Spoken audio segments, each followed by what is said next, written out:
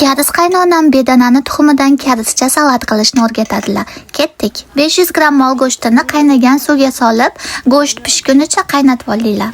Bulyonni ichiga ko'k piyozdan ham qo'shib olinglar, yanada mazaliroq chiqadi. Biz 1 kiloli bedana tuxumini ishlatdik, yaxshilab 3-4 martalab sovuq suvda yuvib tashlaylik. Go'shtimiz pishib chiqqandan keyin alohida suzib olib, ko'k piyozni esa tashlab olsangiz bo'ladi. Biz 1 kilo bedana tuxumini ishlatayotganimiz uchun bulyonga yana ozroq suv qo'shib yubordik. Mol go'shtini shunday qilib kichkina qilib kesib chiqinglar. Bulyonga mol go'shtli galina blanka 2-3 ta solib bir marta qaynatib olinglar. Qaynab chiqqandan keyin bedana tuxumi bilan mol go'shtini solib 1 stakan soyevый sous solinglar va 3 qoshiq shakardan ham sovursanglar mazaliroq chiqadi. Biz 1 kilo bedana tuxumi bilan 500 gramm mol go'shti ishlatdik. Agar sizda ko'proq yoki kamroq bo'ladigan bo'lsa, o'shanga qarab masalliqlarni sovursangiz bo'ladi. 30 minutdan keyin shunaqa qaynab pishib chiqqandan keyin ichiga qovurilgan kunjutdan ko'proq va kunjut yog'idan ozroq qo'shib oling. Shunday qilib salatimiz tayyor bo'ldi. Sovigandan keyin alohida idishga solib xolodilnikka qo'yib qo'ysangiz bo'ladi. Soyevый sous solayotganda ehtiyot bo'ling, juda ham sho'r bo'lib ketishi mumkin.